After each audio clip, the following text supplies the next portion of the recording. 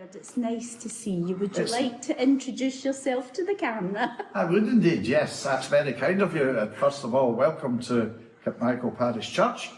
I have been minister of Kirkmichael, linked with Straiton St Cuthbert's, since the 23rd of October 1985, which, if you do some quick calculations, you'll find out that's almost 40 years.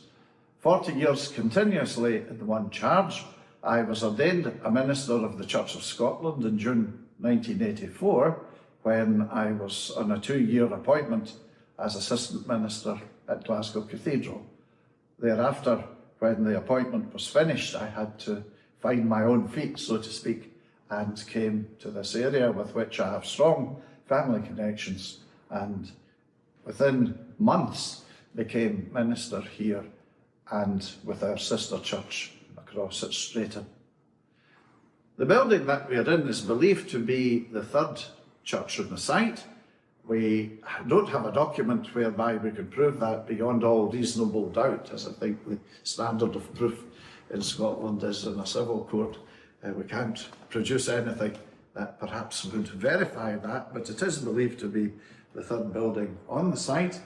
The predecessors perhaps being closer to the Dial-up burn, which runs behind the church here, and perhaps being the successor to the first one being built a little bit further north, and then this one being even further northwards.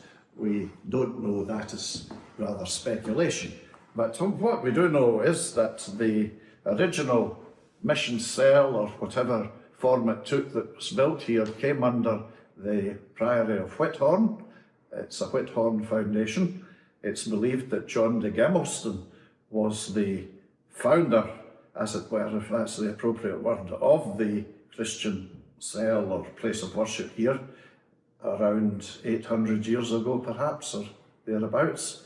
The village used to be called Kirkmichael de Gemilston, after John de Gemilston, and now of course Kirkmichael and the church, Kirk of St Michael, dedicated to St Michael the Archangel. So we have a biblical name for our community and for the church as well. The building dates from 1787.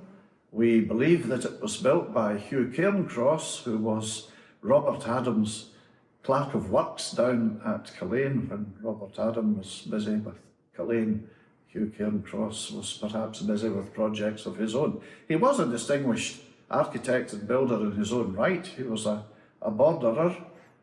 If memory serves me correctly, I think he came from Selkirk. He was around that area. And it's my own personal view that Hugh Cairncross hasn't received the recognition as an architect builder that he rightly deserves. But nevertheless, it's for others perhaps to either uphold or reject that judgment. But we do believe that we know he was active in this area, and we think that he can be the one who designed and built our church here. It conforms to the Scottish 18th century T plan, with the long aisle on entrance and then the side aisles radiating out from a central passage. That's very common at this time. It's typical 18th century Scottish architecture. There are several churches almost of a similar design within South Ayrshire, within this area, so it's not unusual in respect of its layout. The bell tower, which is towards this end of the church, is a later addition, about 1887, and a new bell was hung in there at the same time. The central feature and entrance to the church, of course, is this magnificent stone pulpit, and in Scotland, perhaps a stone pulpit is rather unusual, certainly in a rural context. You would probably find that in some of the larger towns, some of the old borough kirks and so on in different parts of the country.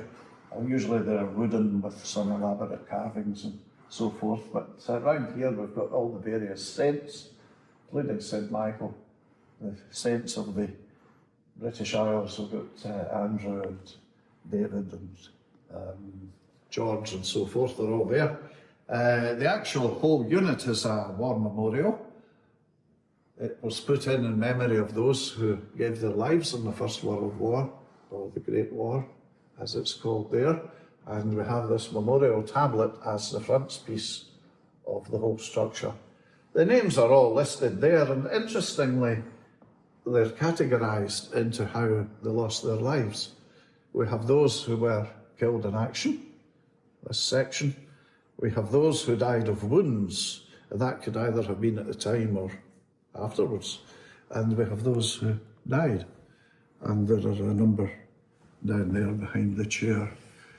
I understand, although again I have never seen a document to this effect, but I have been told that no matter what happened in the future, if further names came up of those who fell in the Great War, if there were any further discoveries through research, they were not to be added to this. I have been told that it is actually minuted somewhere that that memorial is complete and has never to be added to or subtracted from. But again, whether that's local lore or whether that's a genuine affirmation, we just have to leave that for the time being, shall we say. But certainly as a central feature of the church, in 1991 we were gifted the ribbons for the different seasons of the church year. We are presently and most recently in the season of Lent. The colour of Lent is purple, and you'll see that the ribbons up there are purple to match the season that we're in the Christian year. It's said that this stone one here replaced a very large wooden one which had a high sounding board, as they were called, at the top, overhanging it. I haven't actually come across any picture of it, but I have been told by elderly residents that such a wooden structure existed, and that the only remaining part of it is the dove, which is perched there on the sill at the stained glass window. That's believed to be the only surviving remnants of the original pulpit. The dove in Christian theology, of course, is the dove of peace.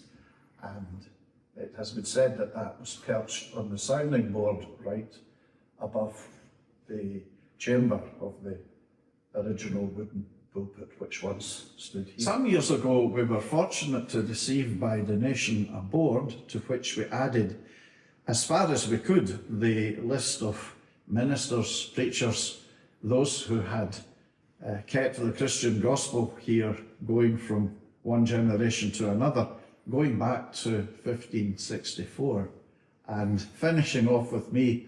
I actually had my name on the list of ministers before I was finished my ministry, which one or two people thought it might be kept until a future date. Perhaps they were anxious to dispense with my services and added my name to the memorial list a little bit prematurely. We can go back to 1564. There will be omissions from that list, but these are the ones which we obtained from Church of Scotland sources and have used those to give a representative selection. It might be a fairly high number of names. We don't know until another appears, perhaps. No doubt there will be in the future. But those are the names that we have to hand.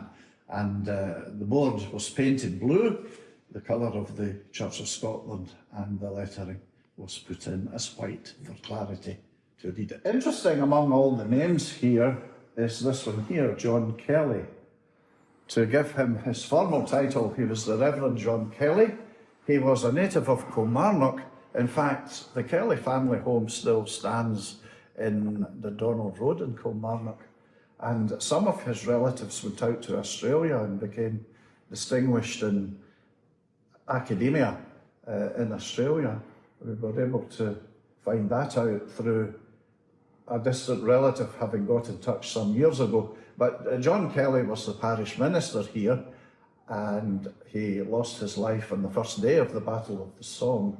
He enlisted as an army chaplain, and he fell at the Somme. Again, perhaps rather unusual in the sense that the parish minister would obviously have to put provision in place here for the ministry to continue and enlist as a chaplain and actually go out and serve at the front. We have here a magnificent stained glass window, and it's well illuminated today in such a way that you can see so much detail on it. If you were very close to some of the individuals in the window depicted in the glass, you can almost see their fingernails and other features, facial features, which you might not see on a day when the light's restricted. An interesting thing about the window from my own personal point of view, a couple from America came over here many, many years ago. They were preparing a register of those who had been awarded the Victoria Cross. And they had, for some reason, ended up in Mauchline. I don't know why they went to Mauchline, but they ended up in Mauchline. The registrar in Mauchline phoned me. It was a Monday night, and it was almost around tea time. And she explained who she was and what the couple were doing. And she said, "Do you realise that you have the letters VC on one of your stained glass windows?" And I had to confess complete ignorance of the situation and say, "Could you explain further?" Well, she said, "Someone in your parish was awarded the Victoria Cross. The letters VC are on the stained glass window, and that makes it rather unique." So, having heard all this, I came here, met the couple, and they could show me where VC is actually on the window. And when I have people to show around the church, especially the school children, I take them up here, along this seat here, and ask where the letters VC are. And to prove that they're on it,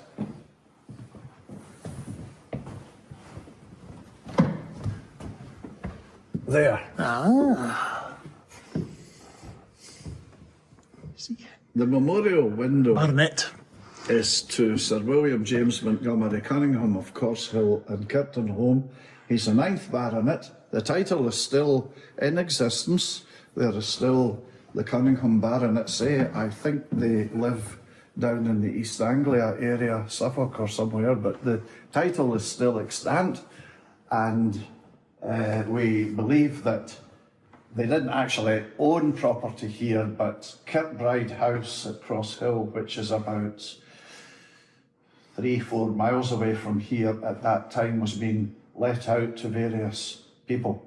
The original family had either let it out or it was for sale and it was in between sales or whatever. We're not quite sure, but we think that the Montgomery Cunninghams had the lease of Kirkbride House at that particular time, and that's why they're associated with the church here.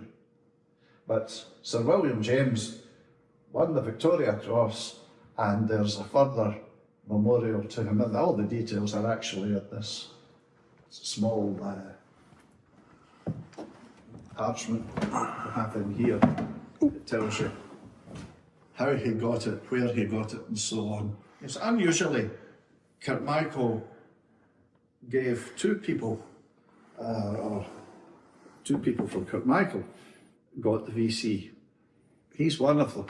And Samuel McGaw, about whom you can read further at that, he was the second one. They're commemorated outside on our memorial wall in a more meaningful way perhaps, but again, unusually for a small rural community to have two people who became holders of the Victoria Cross, and each from different backgrounds, one an aristocrat and one from, shall we say, an ordinary member of the village, and I don't mean that in any social sense, but two different backgrounds, and yet they had that in common. They both were awarded the VC. And I didn't know about this at all till about 9 or 10 years after I was here. I got this phone call from a registrar in Mauchline, which has nothing to do with here, and she knew all about it. And of course, when the couple came down, they had been compiling a register. They could fill in some more details about the window and about Sir William James Montgomery Cunningham. Well, there's Moses receiving the Ten Commandments, the tablets of the law. You could see to the left there that they're actually in Roman numerals from 1 to 10, the 2 stone tablets of the law as recorded in the book of Exodus. And we're told that Moses went up Mount Sinai to meet God, because at that time mountaintops, hilltops were regarded as sacred places where God could be encountered. And Moses went up the mountain, he left his people behind him, and they were in awe and wonder at the glory of the Lord appearing on the mountaintop, and you could see them hiding their eyes and bowing down there in worship and so forth at the sight of God's glory being revealed. A beautiful piece of art. A marvellous piece of art, indeed. This stained glass window is Jesus blessing the children. The famous text from the Bible, "Suffer the little children to come unto me and forbid them not, for of such is the kingdom of God." This window has unique historical value because it was designed by Christopher Whitworth Hall. Christopher Whitworth Hall, who was based in London and has his works spread right throughout the country. He did work at Alloway Church, which isn't too far away from here. He also did a lot of the stained glass in Gloucester Cathedral and many other churches throughout the United Kingdom. It's said that one of Hall's distinctive features himself was that he came and did the work on site, that he didn't come up and do a design and then go away down to London and make the window, that he actually worked on site. Again, whether that is true in this case or not, we don't know, but it certainly attracted a lot of interest. We've had people who have studied Christopher Whitworth Hall or Christopher Hall's works over from America. We've had them from England, we've had them up from London, we've had students from art colleges in various places just to see this particular window alone and to photograph it. In fact, one researcher suggested it should be made into postcards, and I did inquire about the possibility of that, and I think we needed to get several thousand done in one run, and it proved it perhaps rather expensive, but it has attracted a lot of interest from historians, art historians in particular, and others, and is very striking and well captured this afternoon with the illumination. Couldn't be better. Behind it. It couldn't be better, as you say. Perfect. We have a memorial window here in memory of the Reverend Henry A. Fairley, minister at Kirkmichael from 1866 to 1909, which is 43 years. So I still have a few years to go to Peter in that respect. It was erected by his parishioners and friends. That was fairly common at one time, that in memory of a minister, a stained glass window may be installed or some other suitable memorial be given to commemorate him.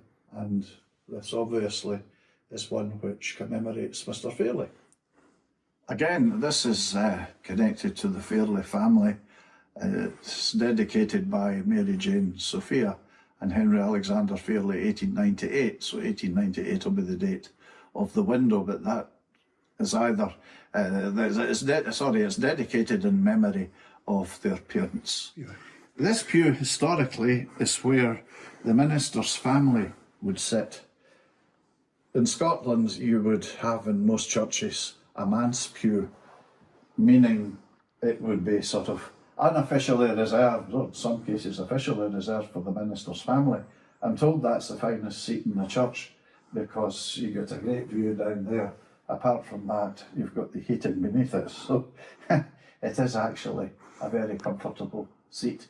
But this historically was the manse pew where the minister's wife and family, if there was a family, would occupy it on a Sunday morning. As you can see, it's much larger and a bit more grand than the others, which Premier class. The congregation, first class. The congregation would have to suffer a touch of sciatica if they were in the other ones with the straight backs, but this one was always as you say, a first-class compartment. At times, the Church of Scotland had a cradle roll system. I think it's been reintroduced in some areas, but this was whereby baptisms which had taken place and children between the age of 0 and 3 had their names added onto a cradle roll.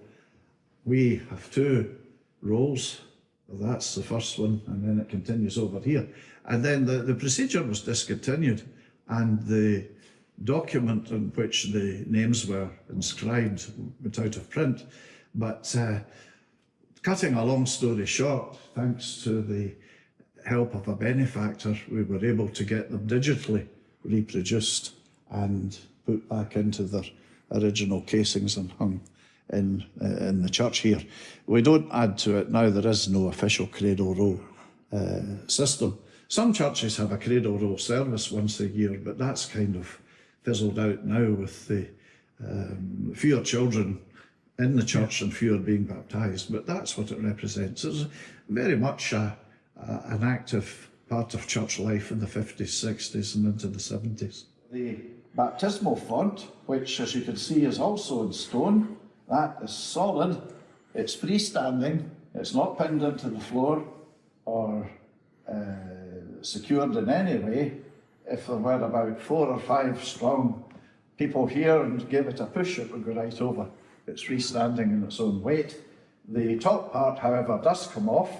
When the floor here was repaired some years ago, the font had to be shifted to the side over to here, and that took quite a bit of exercise moving it.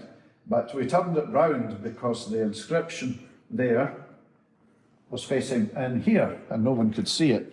It is in fact a memorial to one of my predecessors, to the Reverend Gerald Jones, and that's where baptisms take place. I don't know how this was done, if this was intentional or it just happened to be the case, but I think that looks like a wave of water in the stone, possibly ornamental. I'm not sure how that was achieved, but that was put in 1973, thereabouts, when the church was altered then, because the seats there, the pews there came right down to here, and similarly at the other side, and some were taken out, and the flower pedestal was put here, and the baptismal font was there. Prior to that, it was a bowl, I think, that sat on the table here, and the parents with the child would just come forward, have the child baptised, but now we have our own little baptistry over here with a striking font to match the pulpit, the same colour of stone. In the days before watches and clocks and so forth, the minister very often had, fairly near to where he was, an hourglass which would time the service. Basically, it's like an egg timer. That one up there is not the original. The original disappeared sometime many years ago, but the holder is probably the original. You can see that the one which is there doesn't fit exactly into the contours of the holder in which it's placed. But the hourglass was a kind of timing device, and when the sermon would start, the hourglass, that would be turned upside down to let the sand run through it, and then the sermon would probably be finished. I took it to the school, and you always get truthful answers from children. Took it to the school to let them see it, and we timed it, and it lasted 35 minutes. And I said, well, that's a fairly short service, 35 minutes. And a child said, oh, Mr. Jones, after the hourglass had run out, after 35 minutes, the minister would turn that upside down again and go on for another 35, which is quite possible. We don't know. But that's the function of the hourglass up there. It was a timing mechanism. Nowadays, we're more sophisticated with watches and other devices to tell the time. And I have to be at our sister church at Straiton by 12 noon on a Sunday. The service here is at 10:30 on a Sunday, so the people here will know that I can't go on too long because I have to be 4.5 miles away before 12 noon. I could still have a little discreet look at my watch during the hymn to make sure that we're not running over time. This memorial is to General Sir James Shaw Kennedy, who, after some research, we discovered that he wasn't only just Colonel of the 47th Regiment, he was in fact Duke of Wellington's right-hand man at Waterloo, played a significant part out there. The Shaw Kennedy family have their own burial chamber, which is outside the door, outside this part of the church here. And a member from the Waterloo Association came to the church on several visits and saw this and recognised the name and the connection with the Duke of Wellington and the Battle of Waterloo and so forth, and said that the stone which you see here, which was outside there, ought to be preserved in some way because of its historical associations. And the only way that we could do it would be to take it out from the burial chamber outside the church, bring it in here and put it on a window sill, and that's what was duly done. It was in a very bad shape. It was actually larger than what it is there, and a stonemason in Ayr, whom I knew, very kindly cut the bad bit off and redid it all, cleaned it, did the lettering and everything up to make it clear, to make it stand out, and it was put onto a ledge here to secure it.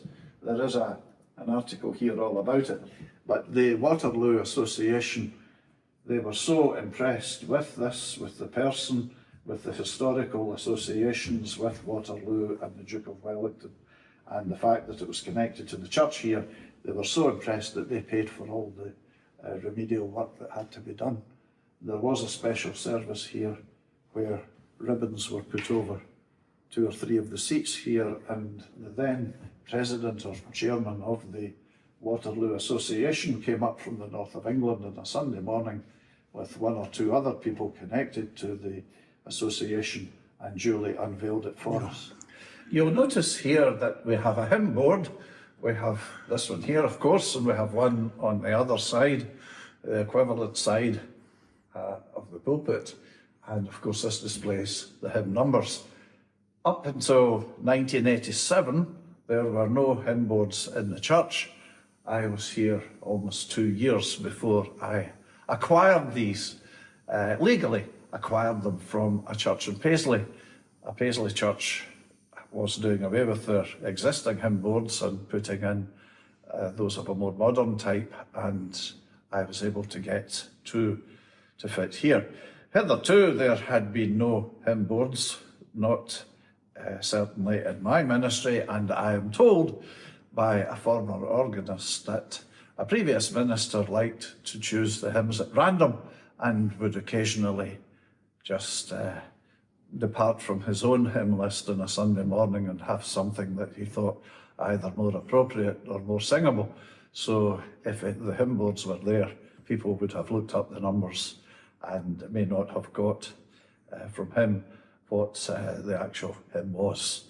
It's also said that it did away with the practice of looking up the next hymn while still singing the previous one, or during a prayer or at some other point in the service. It focused the congregation's concentration better if they didn't have a hymn board to distract them. But whether those anecdotes are true or not, we can only speculate. But as they say, there is no smoke without fire. The view from upstairs.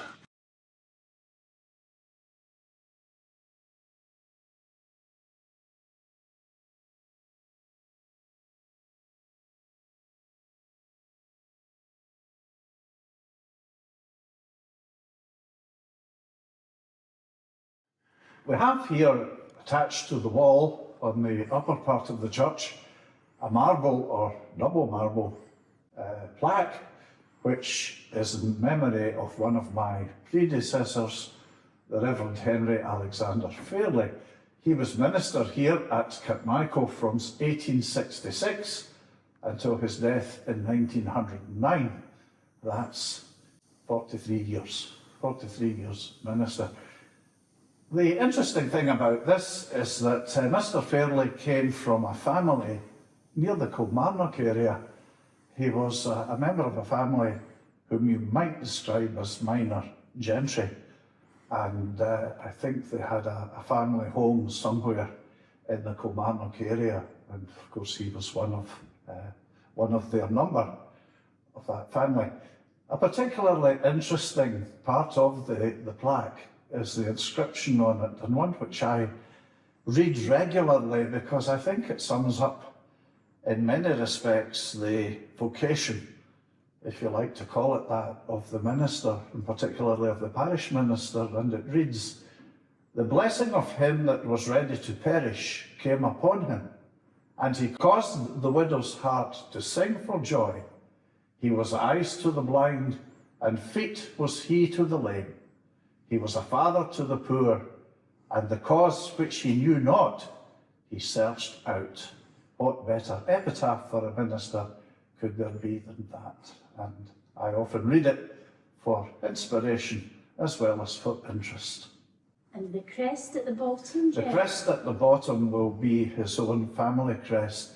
As I said earlier, they were, as far as I understand, what might be termed minor gentry, and this would be the family crest attached to his memorial here in the church. This room is basically the church vestry. It's used as a sort of general store at the moment because we've had to rearrange things within the church to tidy up the main part of the building for worship. And but historically this was a retiring room for the family using the loft, and they could come in here between services and relax and so forth. There was a fireplace where this picture hangs that covers a fireplace, and there was a door at the opposite side for entry and exit. Suspended from the front of this gallery we have a flag or an emblem, and this was designed and made by members of Kirkmichael Sunday School, and that's what KSS represents in letters in the centre of the flag. The flag itself is the globe, the world, the nations of the world. You can actually make out the United Kingdom just in the top right there, and children holding hands joined together, representing the young people of the world coming together in peace and harmony. This area is the Kennedy family loft for the Earls of Castles and subsequently the Marquesses of Ayrshire, when they worshipped here and still do. The connection is still ongoing. This is their loft, and the door there immediately sort of to my side in the wall there, that would open at one time and allow them access into the room from which we have just come. That would be their retiring room. Very spacious loft. We have used this with their permission, which they have very generously granted for any occasion. We have used this for various things, particularly at Christmas. The church choir would gather up here prior to a service and sing a piece, often unaccompanied, before they would process by candlelight down the stairs and into the main part of the church. We've also had a string orchestra, small string quartet, perhaps more, up here with the seats shifted to make room for them. We've had that at a wedding. We've had a bugler play in the corner there at a memorial service, and we've had one or two different things which over the years have added to the interest and the use of this part of the church.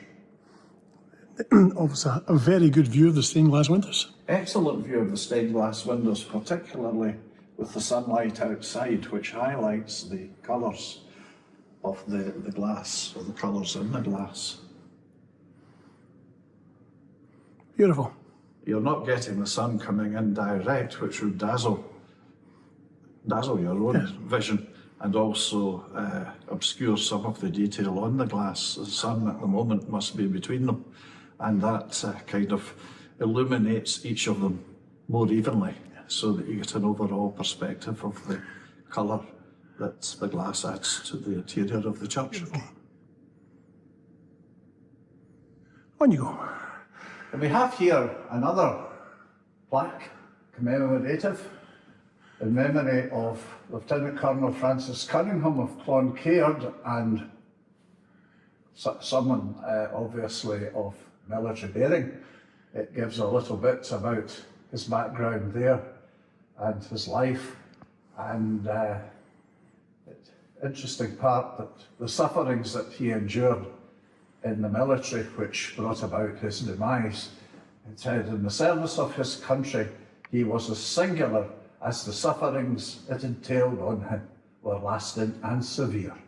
He sustained them with unshaken fortitude and cheerful resignation for a period of 17 years, and died. Beloved, respected, and lamented. There, again, is another fine tribute to someone beloved, respected, and lamented. 3 words summing up a life of someone who gave much for their country at that particular time. At the bottom we have the biblical text, "Blessed are the dead which die in the Lord," beneath which are the family coat of arms. The lantern that we have here commemorates the life, work and Christian witness of my immediate predecessor, the Reverend W.D.L. Moffat. Mr. Moffat retired about April, May 1985, and I succeeded him here in the October. Just a few months of vacancy. Unfortunately, he died in Musselburgh, where he had retired to not long after his retirement. And this lovely wrought iron pedestal with a stained glass lantern at the top of it commemorates his presence here.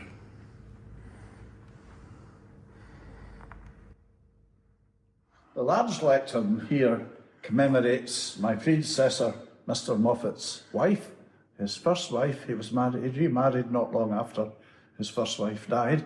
His first wife, Mary, was from Ayr, and this area was well known to her from her young days. She was very active in this congregation and also in our sister church at Straiton, and as the memorial rightly says, she was the wife of our minister. She loved our kirk and its folk, and that would sum up Mary's commitment to the congregation and community. She loved the place and she loved the people. She died in 1983, and not long after her death, this handsome lectern here was put in her memory. The advantage of reading from it is that you can turn it. It turns quite easily, so you could have your Old Testament lesson from here, and instead of having to go through pages and take time to try and find the spot in the New Testament, you can turn that round. It's already looked up for you to read. Of interest in the table there is the lamp, which is the most recent addition to the furnishings within the church. The lamp is actually mine. It was gifted to me, I think it was between Christmas and New Year. The first Sunday of the year was its trial Sunday, shall we say. It was gifted to me personally. It doesn't belong to the church furnishings. So one day it will come with me. The rest, of course, will stay here. The pedestal goes back to the original owner, but I'll take the lamp with me. And it's a great asset, an enormous asset, when eyesight begins to grow dim. Or on a dark Sunday, you get some dark Sundays during the winter that even the lighting within the church when you're reading can be challenging, and the lamp certainly is greatly appreciated. And the pedestal? And the pedestal has been lent to the church.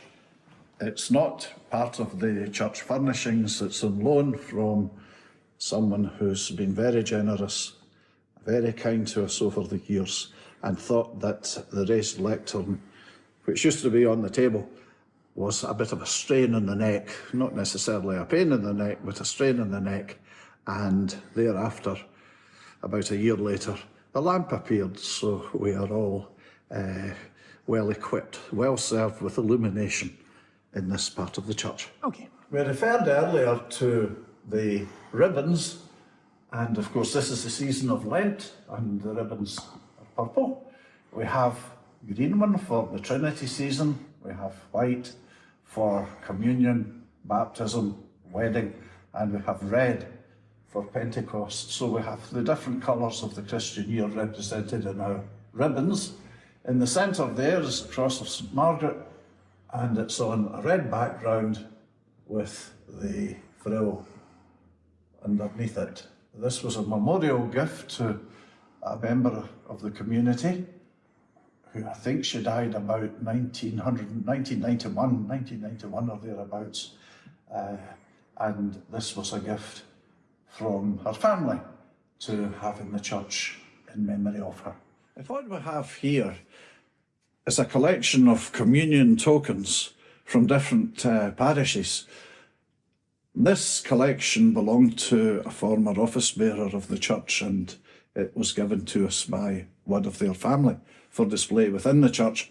And what basically these represent is it's a kind of passport, a sort of 18th century passport, as it were. If you went from one parish to another, you would get one of those from the parish that you were leaving to give to some official at the parish you were moving into as a sign of good character, good conduct, integrity, sincerity, and so forth.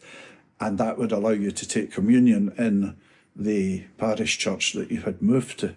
It's a kind of badge of integrity, as it were. But some people have massive collections of them. There are plenty still to be sought if you know the right place. Never seen this before. This is our collection, and the names of the different churches from which they have come are written beside it. But you can get them. Some churches have sold off theirs to raise money for funds.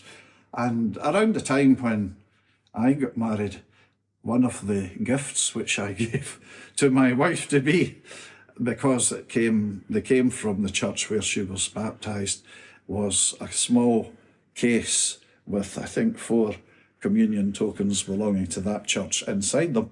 They were selling them off to raise money. So they are collector's items, the way that people collect stamps and coins. But their official name is communion tokens.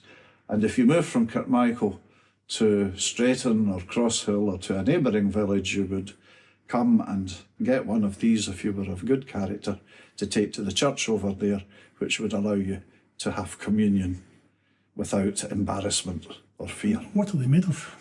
Made of lead often, usually made of a lead struck in a mould, probably. This is interesting. The case actually is not made for them. It's adapted for them, but not made for them. The case originally contained cigars. That is a recycled cigar case. They were recycling in this church long before I came here, because that's been here for many, many years. These are digital reproductions of the original plans of the church, showing the west elevation. If I calculate north, east, south and west correctly, that's where the bell tower now stands. That would be the original entrance with the 3 windows above it, and the windows on either side now containing the stained glass. That elevation is the one that faces the Diarock, but the centre porch there in the plan resembles an entrance, and I have always thought that that would be an entrance into the church. It's now the loo, the church toilet. It was a vestry. It's been various things. I think originally, as seen in the plan there, if you study it, it looks more like an entrance than anything else, with the steps going up to the doors that were originally on it. Then it became a vestry for many years, and then 1991, 1992 it was converted into a lavatory and wash hand basin facilities. The church is approached by what's called a lich gate. A lich gate, which again is quite unusual in Scotland. This lich gate is made of stone. Lich gates are normally wooden, and as I said, it's a Scottish example of which there perhaps are not too many. Very fashionable in England, where the lich gate is the entrance perhaps to a driveway or a path leading up to the place of worship. It was originally thought that this was the oldest part of the church buildings, the Lich Gate, but an architect has expressed an opinion that in his thinking it's actually made of stone that was left over when the bell tower was erected in 1887. So whether it is of great antiquity or modernity, we don't know for certain, but it certainly is a striking feature, and adjacent to it is our memorial wall, where we have in the centre the memorial to those who gave their lives in the First World War. When I came here, I asked where the memorial was to the Second World War, those who had lost their lives in that time, and was told that nobody lost their life, and there is no memorial here in the village, in the church, or in this panel to anyone who lost their life in World War II. Yes. All those who served the forces came back. And John Kelly mentioned again. John Kelly is mentioned again there, the minister who was killed in action at the Somme. There is his name. Several years ago, a few people at the village did some research, and we were able to erect a memorial there to William James Montgomery Cunningham VC, holder of the Victoria Cross, got it at Crimea. We were able to put in a new panel. There never had been a panel there, and also one to Samuel McGaw, got the Victoria Cross. He was killed in Cyprus in 1878. He got the VC in 1874. And underneath the wreath, we have the third of the new memorials which we ourselves put up to the Reverend W. Henry Rankin, chaplain to the forces, and he's interred in the churchyard, and he died of wounds. But the interesting thing about his death is that he died in 1921, and when the war graves were recategorised, his grave was put in as a war grave, officially designated as a war grave. The interesting thing about Henry Rankin is that he died in 1921, not actually during the period of wartime. And we discovered from his death certificate, a copy of which was shown to me, he died of war-related causes. It may have been the effects of the inhalation of gas or some other injury. There was obviously something related to his war service as a chaplain to the forces that brought about his death in 1921 in the village here in the manse, and while he was still active in his ministry. And whatever the nature of the affliction, it certainly enabled his grave in the churchyard to be recategorised as a Commonwealth war grave, and is now registered with them as such. On the right-hand side of the arch, we have our notice board, Kirkmichael Parish Church, Divine Service, Sunday 10:30, and so forth. The minister, my name, all welcome, and so on. This has a little history attached to it. About 1990, Janet and I were away for a weekend in Perthshire, and not far out of Perth was a lovely country church. It had just closed, called Kinfauns Parish Church, and we went inside it, and the pews were all away, and there was a gentleman there with a brush in his hand just tidying up the floor where there were some pew cushions, old hymn books and Bibles lying in a heap, and that was lying on top of it. And I looked at it because we had sort of discussed a notice board here. There never was one in the early years of my ministry. There never was a board, and we had sort of discussed the idea of putting one up. And when I saw that with the inscription of the church at Kinfauns in it, in the name of the last minister in the time of worship and so on, immediately I said to myself, I want that. I want that board. And I went over to the gentleman who was sweeping up and chatting away to another couple that had arrived, and I asked if I could have it, and his eyes kind of popped out his head. So after some discussion, well, he said, I would like a donation. Well, I said, I'll give you a donation. That's absolutely not a problem. I said, I want that for my church. And that'll be restored and re-erected in a country church similar to this down in South Ayrshire.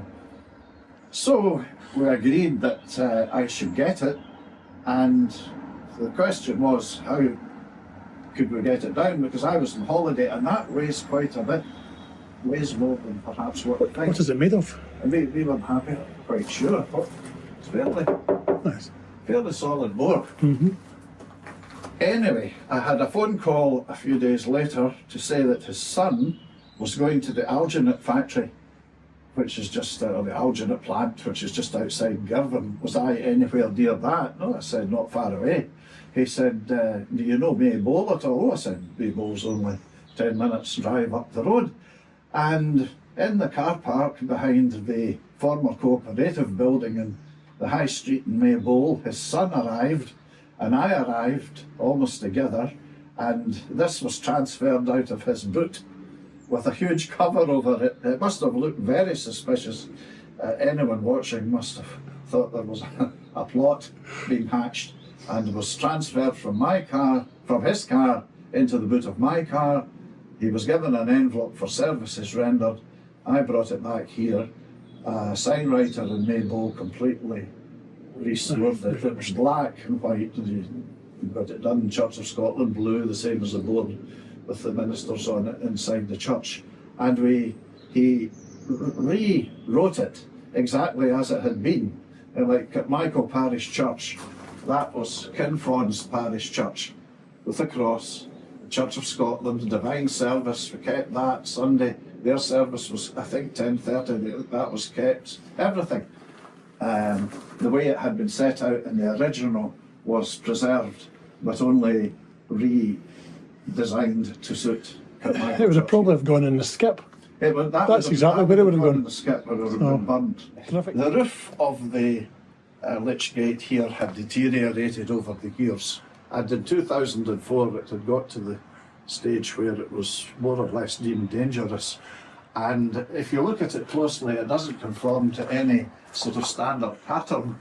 And the only way to remove it was to lift the whole thing off in one go. And as far as I'm aware, the district council, who have the responsibility for the upkeep of it, I think they hired a crane and lifted it off. But I wasn't here to see that. And it's got a bell. It was taken to Prestwick, and the new roof was made exactly the same contours as the previous one, because obviously if one bit was out of sync, it wouldn't go back on. So it had to be done as accurately as possible. That took a wee while, but one of the joiners that worked in the yard at Prestwick where this was being done, during his lunch break, he looked at one of the beams from the old roof, and the whole thing was about to be burned, and he rescued it, and he made a cross out of it and brought it down to the house and gifted it to the church, and we erected it there. Very good. And that's the only surviving timber from the roof that had been here, the wooden roof that had been here. And does the bell still function? The bell still functions, yes. That's And can you give us a demonstration? the original bell of the church.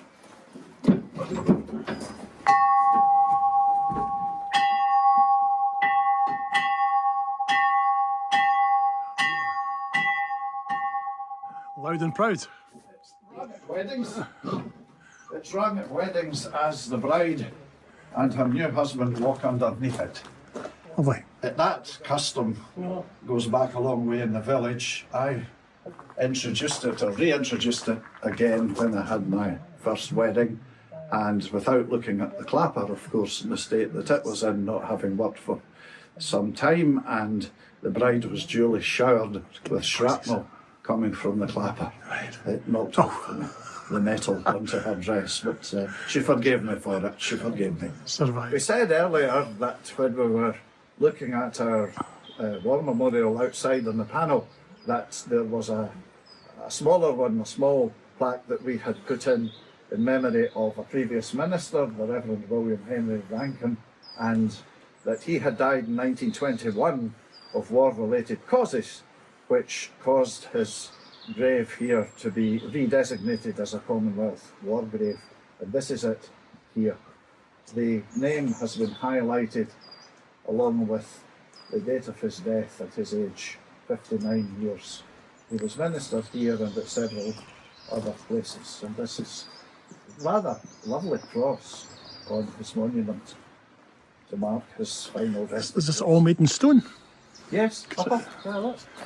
That's Fantastic. that's fabulous, isn't it? It seems to be a policy, either deliberate or by accident, that my predecessors, previous ministers of the parish, are buried close to each other and around the entrance to the church. We don't know if there's any underlying reason for this, but the stones around here are to previous ministers of the parish, and then there's one over here, which again isn't too far away from the gate and not far away from where the others are. I was asked by an office bearer when I came here if there was any significance in that custom of burying or interring my predecessors close together and near the entrance to the church, and I said I had never come across any theory that would perhaps give some kind of explanation, be it true or otherwise. And he walked up here with me while we were speaking, and we're still in conversation about the proximity of the ministers' graves to each other, and he stopped about here and he pointed his finger to this bare area of grass and he said, "Well, that's for you." And that was it. But that's not possible. He said, "That is for you." It's been well tended. I said that it's quite a wide area. I said, "Well, at least it'll give me plenty of room." Okay. This area has a strong connection with the Covenanters. That takes us back to the 17th century, when Covenanters often paid the price for their freedom of expression of the Christian faith and so forth, led to the ultimate sacrifice, martyrdom. And we have here in Kirkmichael our own Covenanter. There's also one in our sister church at Straiton. There are Covenanters memorials and Covenanters graves around South Ayrshire in general, but in this area in particular. And this monument here is to one Gilbert MacAdam, who was shot. He was shot in this parish by the Laird of Culzean and Ballochmyle for his adherence to the Word of God and Scotland's covenanted work of reformation. And that was in July 1685. The actual memorial is contained within this larger one, which, as it says here, was erected in 1829. Public subscription brought it about. Those who were sympathetic to the late Gilbert MacAdam's preaching and teaching, or what he stood for rather, they had this erected in his memory, a larger monument which dominates the churchyard really when you look at it from the distance. It met with an unfortunate accident some years ago when a branch of a tree above it there came down and sliced off one of the corners. I'm just not sure which one it was. It went right through the side of it there and took away one of these corners. It was either that one or this one. And There's a bit of damage on that one, so it might. Damage maybe around there. It could well be at the other side. It's a number of years ago, but it was very painstakingly restored by members of the Scottish Covenanters Memorial Association. They came here over a period of weeks and restored it to its original. We wouldn't know where the part had been ripped off it. Of course, other damage was done, and that was repaired as well. It was painted a rather bright colour, brighter than the rest. When you turned the corner there and the sun was shining on it, you nearly had to put on dark specs from the glare that was coming off it. But it has weathered over the years and fitted in well into our churchyard. And once again, it represents a significant time. The killing times, as they were called, not very harmonious, peaceful episodes in our history, but it does take us back to the killing times when the Covenanters were in action and often sacrificing their life for preaching and teaching, which was often done outside. We had to go to remote places. It's thought that Gilbert MacAdam preached from a rock outcrop. That was a sort of favourite pulpit, as it were, for the Covenanters. It's thought that he preached from a rock outcrop away up the glen here, which I was taken to by one person many, many years ago who was convinced that that was the very spot. How they worked that out, I'm not quite sure, but they might well have had a point. But generally, these people were in hiding. The troops were after them, and they had to preach and teach in remote places, and rock outcrops were a favourite location.